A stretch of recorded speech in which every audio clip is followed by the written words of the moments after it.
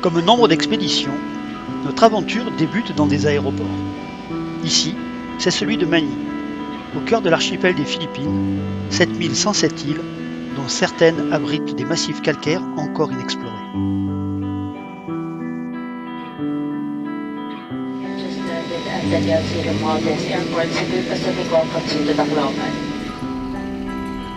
Après l'avion, les moyens de transport vont se succéder pour nous convoyer avec armes et bagages jusqu'aux portes de la forêt.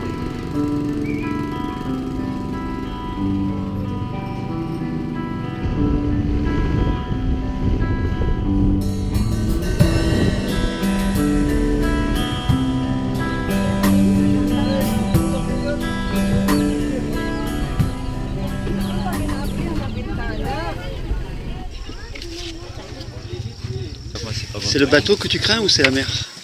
Les embarcations. En général, je préfère aller à la nage. C'est pas la mer que je crains, c'est le bateau. Le bateau. Au-delà de ce point, c'est à pied que nous devrons poursuivre notre approche.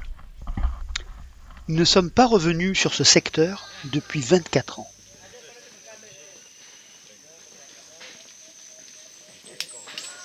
Cette année, la porte s'entrouvre à nouveau, nous laissant espérer de belles découvertes. Rien n'est gagné cependant. À chaque village traversé, nous devons négocier avec les autorités locales l'accès à l'étape suivante, sans oublier de signer le registre des visiteurs. Après ces dernières formalités, il ne nous reste plus qu'à rallier l'emplacement prévu pour notre camp de base. Depuis Matalode, nous devons traverser le plateau calcaire, puis descendre au fond de la profonde entaille creusée par la rivière Oumaquette et remonter sur l'autre versant. Il nous faudra 3 heures de marche pour atteindre la base d'un interminable escalier qui draine nos dernières forces. À son sommet, le village de Gayondato. Une longue rue, unique, entre 2 rangées de maisons de bois et de tôle, écrasées par la chaleur. Après une nuit de repos bien méritée, nous voilà frais et dispo pour une première exploration. Notre hôte, Miguel, sera notre guide, aidé par 2 porteurs recrutés sur place. Nous pénétrons enfin dans la forêt. Sa fraîcheur et sa beauté verticale nous apportent instantanément une satisfaction autant physique qu'impalpable. Là, on est vraiment au cœur du Lapiaz. D'après le GPS, on est à 250 mètres d'un point qu'on a repéré sur Google Earth.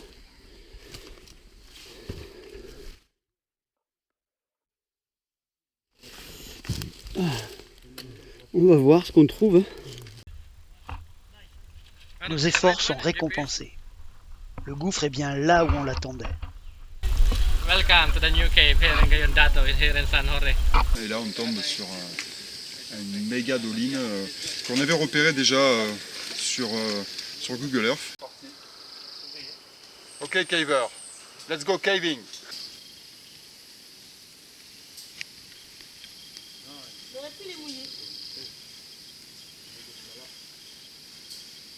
Alors mon Nico, c'est ta première en Philippines. Oh, et puis elle est belle, hein?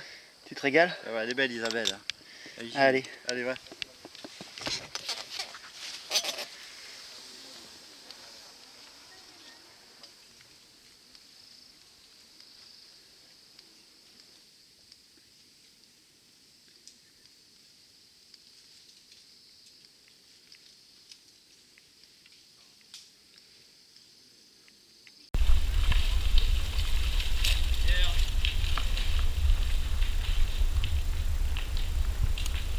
C'est sympa la spéléo quand même aux Philippines. C'est impressionnant. Là, tu veux te soigner des insectes, là, c'est super.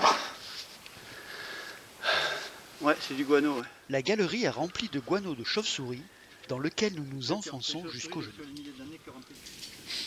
Là, sur le guano noir, on voit bien une traînée, là.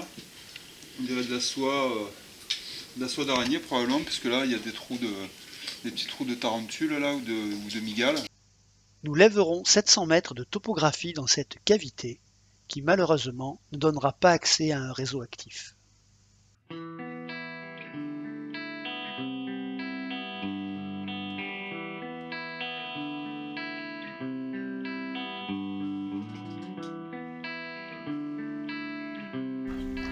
Le succès de notre première journée nous a boostés.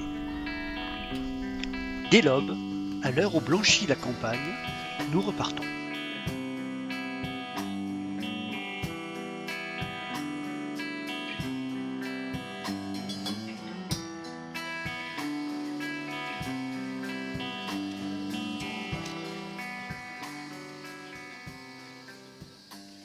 Deuxième doline du camp. Super, hein, c'est la première fois qu'on fait des grandes dolines comme ça, des grandes puits. Ça change un peu. C'est super joli. Voilà, ça fait à peu près une trentaine de mètres là. Voilà, avec un passage de nez obligé, donc on est content.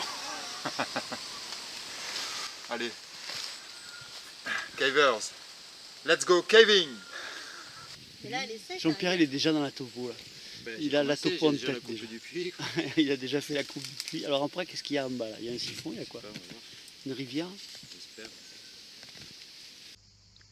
C'est bien l'objectif de notre expédition.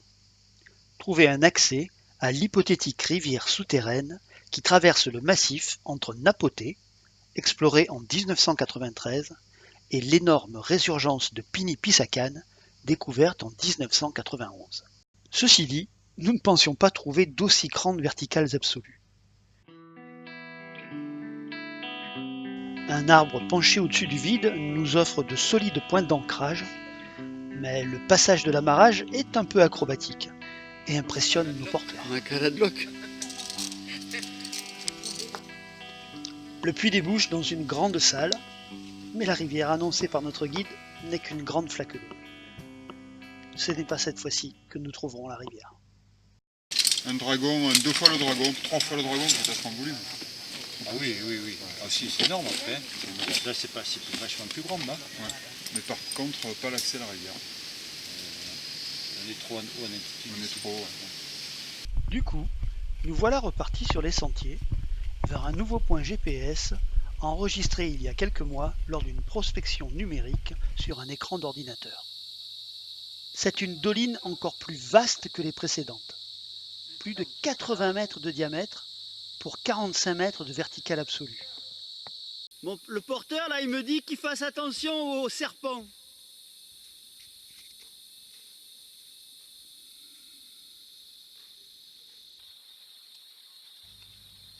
Mais là encore, aucune continuation. Un simple coup de poinçon dans le karst. Hier, il y a plein d'endroits. On a vu la canopée. C'est la même. Et après, c'était des entrées fermées en fait. Bon les gars, il va falloir se calmer un peu. Là, 3 trous par jour, on va au bout de 10 jours, 300 trous quoi.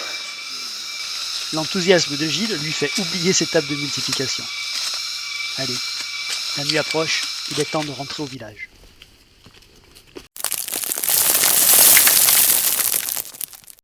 Et ben voilà, une bonne journée. Et si j'avais eu le casque attaché, ben je l'aurais peut-être rien eu. Et si le sol ne s'était pas dérobé sous mes pas, j'aurais pas fait 2 roulades et je me serais pas ouvert le crâne. Cathy va me rapatrier jusqu'à l'hôpital, mais le reste de l'équipe va continuer les explorations.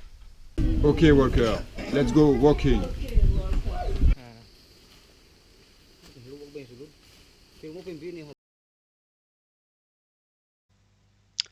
De nouvelles grandes dolines s'offrent à eux.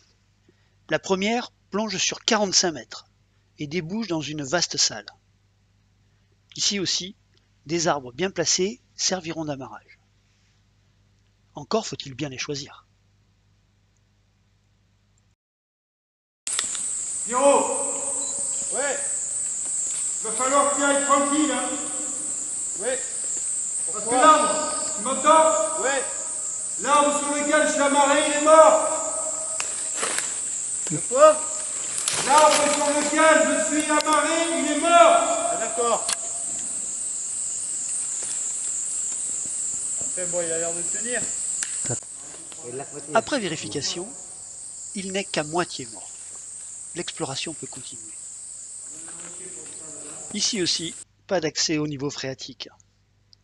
La prochaine doline, par contre, y donnera accès.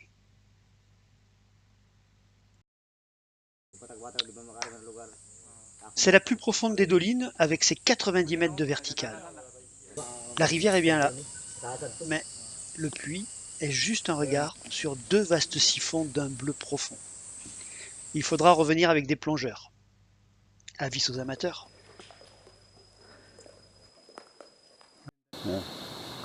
We are so little things, hein? Hanging on a little rope, so little things we are. Voilà, c'est la fin de la première partie de notre expédition. Nous quittons Gaillon d'Atto pour aller sur un autre secteur. Mais ça, c'est une autre histoire. Nous laissons derrière nous beaucoup de sueur, un peu de sang et quelques larmes versées au moment des adieux.